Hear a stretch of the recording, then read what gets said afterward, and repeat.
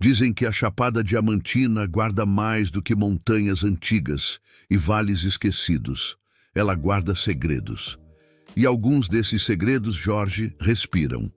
No dia em que Eduardo Menezes entrou na trilha do Vale do Pati, o vento parecia sussurrar seu nome, como se a selva o reconhecesse de vidas passadas. Ele não sabia, mas aquela viagem não seria uma jornada de volta. Eduardo era experiente, montanhista, documentarista e amante do desconhecido. Levava consigo apenas uma mochila, uma câmera e um caderno de anotações, onde escrevia frases curtas sobre o silêncio das pedras e o perfume úmido das manhãs. O último registro que fez dizia: "Há algo aqui que me observa quando o sol se esconde." 3 dias depois, o sinal do GPS parou. O rádio, estático. A câmera, mais tarde encontrada por um grupo de resgate, mostrava apenas fragmentos. Passos apressados, respiração ofegante, folhas tremendo sem vento. E ao fundo, algo que parecia um som humano, ou o eco de um chamado. Quando as buscas cessaram, o vale voltou ao silêncio. Nenhum corpo, nenhum vestígio. Apenas a sensação de que a mata não o havia deixado partir. Alguns moradores diziam ter visto luzes nas encostas. Outros juravam ouvir um grito arrastado, vindo das grutas à noite. Nenhuma explicação bastava. Anos depois, um novo grupo de montanhistas encontrou algo entre as pedras. O caderno de Eduardo, protegido por uma fina camada de musgo. As páginas estavam quase apagadas, exceto por uma frase escrita com força, como se ele tivesse lutado para deixá-la registrada. "Ela está viva e agora me quer também." A história que você vai ouvir agora não é apenas sobre um desaparecimento. É sobre o que acontece quando o homem decide desafiar o desconhecido e o desconhecido responde. O caso de Eduardo Menezes, o montanhista que sumiu nas profundezas da Chapada Diamantina, permanece como uma das histórias mais assustadoras já registradas no interior da Bahia. E mesmo hoje, anos depois, a selva ainda parece guardar o som de seus passos, como se esperasse que ele voltasse. Eduardo partiu em busca de imagens para um documentário sobre trilhas esquecidas. Mas o que ele encontrou ali, ninguém jamais conseguiu explicar. Moradores antigos falam de uma força antiga, algo que protege a montanha e se manifesta quando alguém ultrapassa seus limites. Outros dizem que Eduardo encontrou o que não devia ver, algo que vive entre o véu das árvores, entre o tempo e o silêncio. O certo é que, desde aquele dia, nenhum outro montanhista ousou seguir a mesma trilha sozinho. Antes de continuarmos, quero que você se acomode. Apague as luzes, aumente o volume e permita que as vozes da floresta guiem sua imaginação. Mas cuidado, algumas histórias não foram feitas para serem lembradas, apenas sussurradas. E se você gosta de histórias reais e sombrias como esta, inscreva-se agora no canal Desaparecidos, Mistérios do Interior. Deixe seu like para fortalecer nosso trabalho e nos ajudar a continuar trazendo relatos que desafiam o tempo e a razão. E me diga nos comentários, de que país e cidade você está assistindo esta história? Quero saber até onde o eco da Chapada Diamantina chega nesta noite. A manhã em que Eduardo Menezes iniciou a travessia da trilha do Vale do Pati, nasceu úmida, coberta por uma névoa densa que parecia escorrer pelas montanhas como o hálito de um animal adormecido. O sol, tímido, tentava romper a cortina branca que escondia os vales, mas a luz parecia se perder em meio às rochas antigas. Eduardo ajustou a mochila nos ombros, respirou fundo e começou a caminhada. Sozinho, como sempre fazia. A Chapada Diamantina era seu refúgio, seu altar de solidão e desafio. Ele dizia que ali o tempo se curvava, que o vento falava em línguas que apenas o silêncio entendia. Naquela expedição, buscava registrar trechos pouco explorados da serra, capturar o som das águas, o murmúrio das grutas e o eco distante das quedas d'água. Mas havia algo diferente naquele dia. Uma tensão invisível, uma pulsação no ar que tornava o ambiente pesado, quase vivo. À medida que subia a encosta, a mata se fechava como se quisesse engoli-lo. As árvores formavam arcos retorcidos sobre sua cabeça e o som dos passos era abafado por uma camada espessa de folhas mortas. Eduardo tirou a câmera, fez algumas imagens e comentou em voz baixa: "É como se a floresta estivesse me observando." Mais tarde, aquela gravação seria a primeira pista do que viria. O primeiro abrigo improvisado ficava próximo de uma fenda rochosa, conhecida pelos guias locais como Boca da Onça. Diziam que há séculos exploradores sumiram ali tentando encontrar um caminho subterrâneo. Eduardo, fascinado por lendas, anotou no caderno: Boca da Onça, lugar de desaparecimentos e vozes noturnas. À noite, o vento mudou de direção. Os sons da floresta pareciam se mover ao redor da barraca, circulando-a. Galhos quebravam sem causa. Passos leves se misturavam ao farfalhar das folhas. Eduardo ligou o gravador e sussurrou: "Há alguém aí?" A resposta foi o som do próprio eco, devolvido com um atraso estranho, como se a mata pensasse antes de responder. No segundo dia, o sol quase não apareceu. Nuvens densas cobriam o céu e a umidade fazia o chão respirar como um corpo vivo. Eduardo seguiu até um ponto alto, de onde podia ver o vale inteiro, um labirinto verde de sombras e penhascos. Ali, gravou um pequeno vídeo descrevendo a paisagem. Ao fundo, por alguns segundos, algo brilhou entre as árvores, uma forma branca, fugaz, que desapareceu quando ele girou a câmera. À noite, Eduardo escreveu sobre aquilo. "Pensei ter visto alguém, talvez uma mulher, ou apenas o reflexo da neblina. Mas o olhar ficou comigo. Senti medo." Foi a primeira vez, em anos de expedições, que ele registrou a palavra medo. Quando a chuva começou, grossa e fria, ele montou o acampamento em uma clareira inclinada. Durante horas, ouviu o som da água batendo nas folhas e o rugido distante das cachoeiras. Em algum momento da madrugada, despertou com uma sensação estranha. O som da chuva havia parado, mas o gotejar continuava, vindo de dentro da barraca. Ele acendeu a lanterna e viu pequenas marcas de lama no chão, próximas aos pés. Eram pegadas, mas não humanas, longas, finas, como se dedos deformados tivessem sido arrastados sobre o tecido. O medo subiu-lhe pela garganta. Eduardo respirou fundo, desligou a lanterna e permaneceu imóvel até o amanhecer. Quando o dia chegou, as marcas haviam desaparecido. Apenas o silêncio restava e o cheiro doce de terra molhada. Eduardo empacotou os equipamentos e seguiu adiante, sem perceber que, sobre uma pedra próxima ao acampamento, havia uma inscrição antiga coberta de musgo. Algo que os moradores da região chamavam de marcas da serra e que, segundo a lenda, surgiam sempre que alguém estava prestes a ser levado. O terceiro dia amanheceu com o som distante de trovões, embora o céu ainda estivesse limpo. O vento soprava mais frio, arrastando folhas secas que dançavam como sombras quebradas no chão da trilha.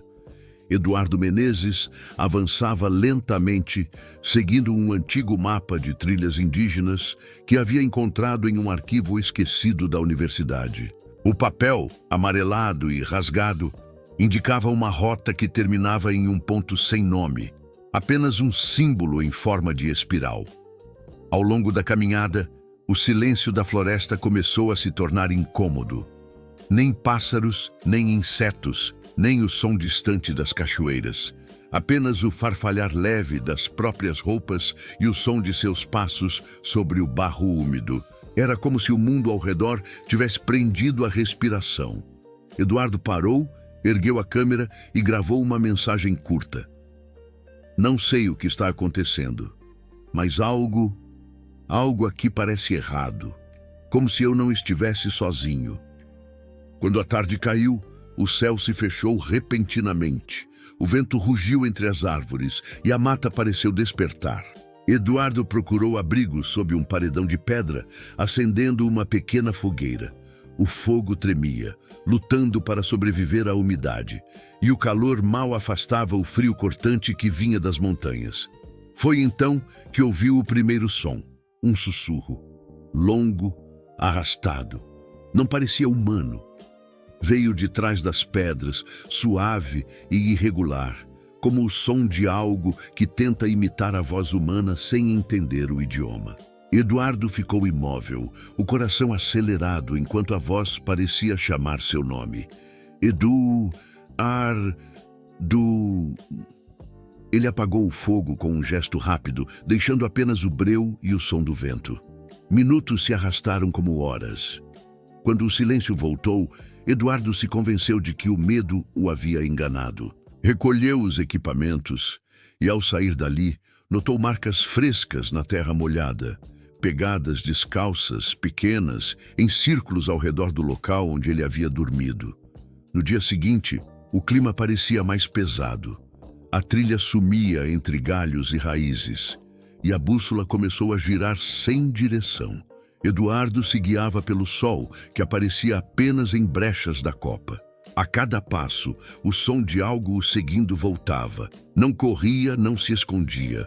Apenas o acompanhava, respirando entre as árvores. Ao meio-dia, ele encontrou uma gruta. O ar ali era frio e imóvel, e uma fina névoa pairava sobre a entrada. Eduardo montou a câmera no tripé, acendeu uma lanterna e começou a filmar. Dentro, as paredes estavam cobertas por desenhos rupestres, figuras humanas de braços longos e cabeças alongadas, cercando uma espiral idêntica à do mapa antigo. No centro da gruta havia uma pequena oferenda, ossos de animais, flores secas e uma pedra negra polida, com inscrições que lembravam olhos. Eduardo tocou a pedra e sentiu um arrepio profundo. Um som grave ecoou dentro da gruta, algo entre um sopro e um lamento. A lanterna piscou, a câmera tremia e por um segundo o rosto dele se distorceu no reflexo da lente, como se outro olhar o observasse de dentro.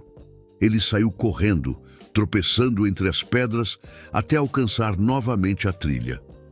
Quando se virou, o sol já havia desaparecido e a floresta parecia diferente. As árvores estavam mais próximas umas das outras e o chão, coberto por uma névoa fina, escondia o caminho.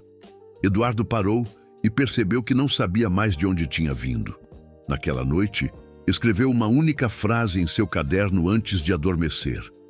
A serra fala quando o homem esquece de escutar.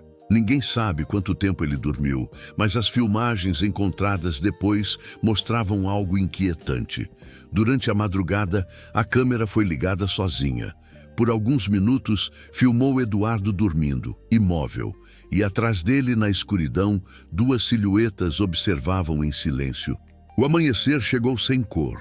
A neblina se estendia como uma pele fria sobre a terra e o som dos próprios passos de Eduardo Menezes parecia se dissolver no ar. A câmera, pendurada no peito, pesava como um fardo. Ele a ligou apenas por hábito, mas a imagem tremia sozinha, mesmo quando ele mantinha as mãos firmes. Algo dentro do aparelho parecia pulsar, como se gravasse mais do que ele podia ver. Eduardo tentou se orientar pelo mapa, mas o papel agora estava úmido e ilegível. As linhas haviam se misturado, transformando-se em manchas que lembravam olhos. Ele o amassou e o jogou fora, irritado. Mas o vento o trouxe de volta, preso entre as raízes de uma árvore.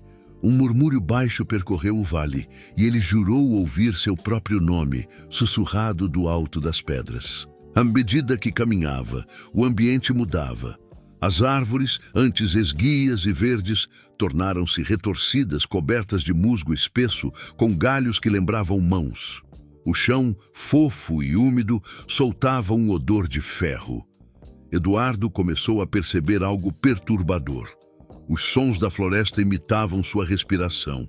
Cada vez que ele inspirava, o vento fazia o mesmo. Cada vez que parava, tudo parava também. À tarde, o sol tentou atravessar as nuvens, mas não conseguiu. Eduardo encontrou um pequeno córrego e ajoelhou-se para beber água. Quando olhou para o reflexo, viu dois rostos.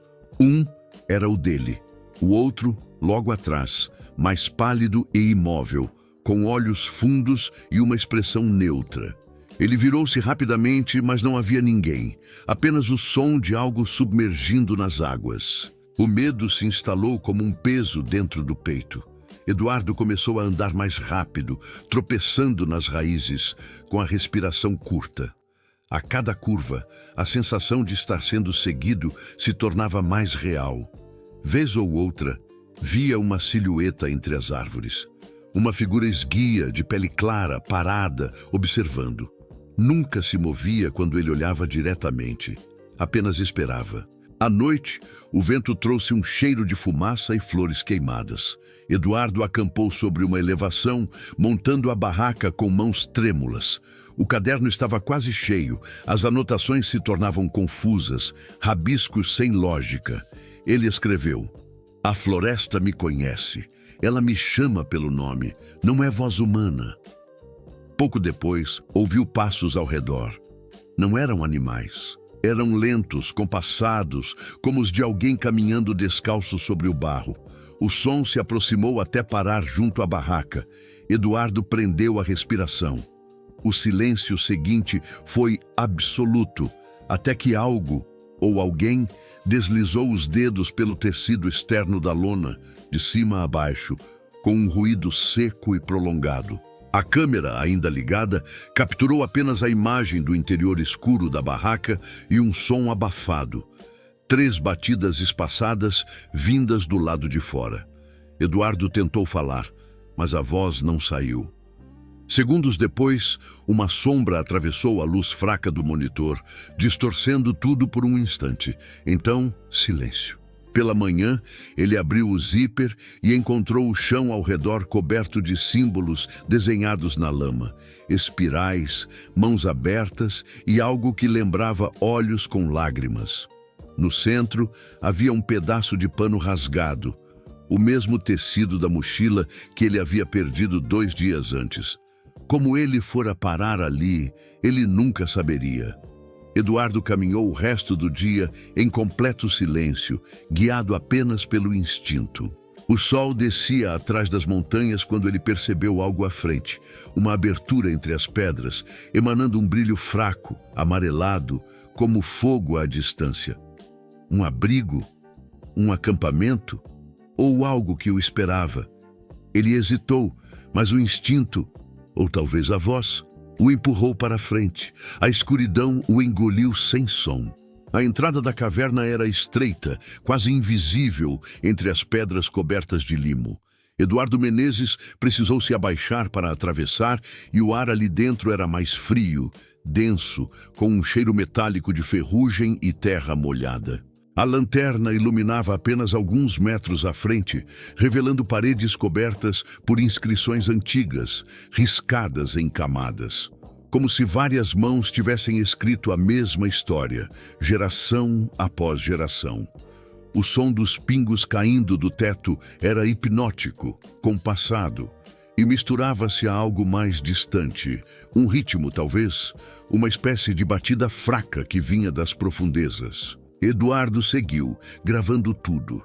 Cada passo ecoava e a câmera tremia em suas mãos. O túnel se abria em passagens tortuosas e em algumas delas o chão parecia pulsar, como se algo vivo respirasse sob as rochas. Mais adiante, o caminho se alargou e revelou uma câmara natural. No centro, uma formação de pedra lembrava um altar e ao redor dezenas de marcas espirais se espalhavam no chão. No topo do altar repousava uma estátua pequena, feita de argila escurecida, com olhos de quartzo e uma expressão serena, quase humana. Eduardo se aproximou lentamente. Assim que tocou a estátua, a lanterna piscou e apagou. Um silêncio absoluto tomou o ar, tão pesado que parecia pressionar os pulmões. Então, de algum ponto na escuridão, veio o som de vozes, muitas vozes. Elas sussurravam ao mesmo tempo em línguas diferentes, formando uma melodia rouca que subia e descia como o vento entre as pedras. Eduardo ergueu a câmera, tentando registrar o som. A luz do visor projetou brevemente sua sombra na parede e, por um instante, ele viu algo impossível, sua própria silhueta se movendo sozinha um segundo antes dele. Quando virou o rosto, sentiu um sopro gelado no ouvido e uma frase nítida dita em tom humano. "Você veio tarde demais." Ele cambaleou, deixando a câmera cair. As vozes cessaram e, em seguida, um ruído grave ecoou, como se o chão se partisse. Um feixe de luz emergiu de uma fenda no teto, iluminando a estátua. Os olhos de quartzo agora brilhavam, refletindo imagens rápidas. Cenas da trilha, do vale, do próprio Eduardo caminhando, dormindo, sendo observado. As paredes começaram a vibrar. A pedra parecia se mover como se respirasse, e das frestas escorriam fios escuros que lembravam sangue. Eduardo tentou sair, mas o túnel parecia ter mudado de forma. As passagens haviam desaparecido, substituídas por corredores estreitos que o conduziam cada vez mais fundo. O som da batida voltou, mais forte, ritmado como um coração. Eduardo tropeçava, correndo entre as sombras, ouvindo o eco dos próprios gritos. A cada curva, via flashes de luz, rostos que surgiam e desapareciam, figuras humanas feitas de névoa, e entre elas, uma mulher de cabelos longos e olhos brancos, imóvel, observando. Quando finalmente encontrou uma saída, caiu de joelhos diante da fenda por onde o ar noturno entrava. O céu, do lado de fora, parecia girar lentamente e o vento trazia um som distante, como um cântico repetido por vozes antigas. Eduardo rastejou até a beira e olhou para trás uma última vez. No fundo da caverna, a estátua agora tinha um novo rosto, o dele. Ele fugiu pela encosta sem olhar para trás. A noite o cobriu por completo e o caminho desapareceu sob seus pés. A câmera ficou lá dentro, gravando o vazio. Na última imagem do cartão de memória, há apenas uma sombra subindo pelas paredes da caverna, até desaparecer no teto. O som final é um murmúrio baixo, repetido 3 vezes. Agora ele é parte da serra. O desaparecimento de Eduardo Menezes se espalhou rapidamente pelas cidades ao redor da Chapada Diamantina. Nos primeiros dias, helicópteros sobrevoaram a serra, equipes de resgate percorreram trilhas e cães farejadores seguiram o rastro até o ponto onde ele havia acampado. A barraca estava intacta, o fogareiro ainda tinha vestígios de café e o tripé da câmera permanecia montado. Mas a câmera não. O diário de bordo que ele sempre carregava fora encontrado aberto, com a última anotação datada de 2 dias antes do sumiço. Ouvi vozes vindo das pedras, preciso entender o que é isso, amanhã entrarei na gruta. Era a última frase escrita. A caligrafia trêmula. O restante das páginas arrancadas. O guia local, um homem chamado Seu Raimundo, acompanhou os bombeiros até o sopé da serra. Ele dizia que conhecia cada pedra, cada curva do caminho, mas nunca se atrevera a entrar nas cavernas da região. Segundo ele, ali habitava um espírito antigo, conhecido como aquele que ouve, uma entidade que, segundo os mais velhos, vivia nas fendas da montanha e respondia apenas a quem ousava chamá-lo. Alguns ouvem, outros desaparecem, murmurou ele enquanto acendia um cigarro de palha. No 6º dia de buscas, um dos voluntários encontrou algo. A poucos metros de uma fenda coberta por raízes, uma câmera quebrada, parcialmente enterrada no barro. O cartão de memória ainda estava intacto. Quando o material foi analisado, revelou imagens tremidas, cobertas por ruído e chiado. Eduardo caminhando em silêncio, depois respirando ofegante, depois escuridão. Mas, entre os ruídos, havia algo mais. Um áudio quase imperceptível, repetido em intervalos irregulares. Você veio tarde demais. E em seguida, uma risada seca, humana, ecoando como se viesse de dentro da terra. A perícia não conseguiu identificar manipulação no vídeo. O som não era interferência. Parecia gravado no ambiente, como se realmente alguém tivesse sussurrado atrás da câmera. No entanto, no registro de coordenadas do GPS, algo inexplicável ocorreu. Os últimos pontos marcados mostravam movimento mesmo após a hora provável da morte de Eduardo. Por mais de 12 horas, o sinal subia a encosta, sozinho. Um dos bombeiros afirmou ter ouvido à noite uma voz chamando seu nome de dentro da serra. Outros riram, chamando de superstição, mas ele jurava. Era a voz dele, era o Eduardo, chamando como se precisasse que eu o seguisse. Desde então, aquele homem nunca mais voltou a participar de expedições. Os dias passaram. A operação foi encerrada. A serra voltou ao seu silêncio. A chuva lavou as trilhas e o vento apagou os últimos vestígios da passagem humana. Mas para os moradores da região, algo mudou. Pescadores começaram a ouvir vozes no entardecer. Caminhantes relatavam cânticos distantes, vindos das pedras. E em noites de lua cheia, uma luz tênue era vista tremeluzindo dentro da caverna. Um ano depois, um novo grupo de exploradores decidiu visitar o mesmo local. Um deles, curioso, deixou uma câmera gravando apontada para a entrada da gruta durante a noite. Na manhã seguinte, ao revisar as imagens, notou algo inquietante. Às 3h14, uma figura humana saiu lentamente da escuridão. Vestia roupas de trilha desgastadas, o rosto coberto de barro e os olhos fixos no horizonte. A figura caminhou até desaparecer entre as pedras. Nenhum rastro foi encontrado. O vídeo jamais foi publicado. As autoridades alegaram que se tratava de pareidolia, um jogo de luzes e sombras, mas quem viu jura que era ele, Eduardo Menezes, o montanhista desaparecido. Desde então, a lenda cresceu. Dizem que, nas madrugadas frias, o som de passos ainda ecoa pela chapada, e que se você se aproximar da caverna e chamar seu nome, ouvirá uma resposta. Um sussurro vindo das entranhas da terra, repetindo sempre a mesma frase. Agora ele é parte da serra. O desaparecimento de Eduardo Menezes nunca encontrou explicação lógica. Nenhum corpo, nenhum vestígio concreto, nada além de fragmentos de um mistério que parece respirar junto com a serra. Com o tempo, o caso foi arquivado, os jornais silenciaram, e o nome dele virou apenas mais uma sombra entre tantas da Chapada Diamantina. Mas para quem vive ali, Eduardo nunca foi embora. A floresta apenas o tomou para si. Às vezes, durante o entardecer, o vento sopra pelas encostas com um som que parece um chamado.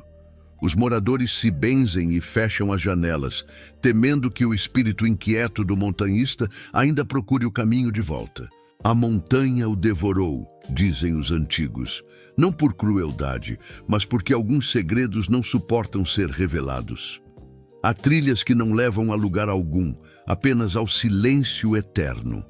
E assim, a história de Eduardo Menezes permanece viva, sussurrada entre as pedras, guardada pela selva que nunca o devolveu. Quem ouve jura que nas madrugadas frias, entre o som das folhas e o murmúrio das águas, uma voz distante repete seu nome, como se ainda estivesse caminhando, tentando encontrar a saída, ou convidando o outro a entrar.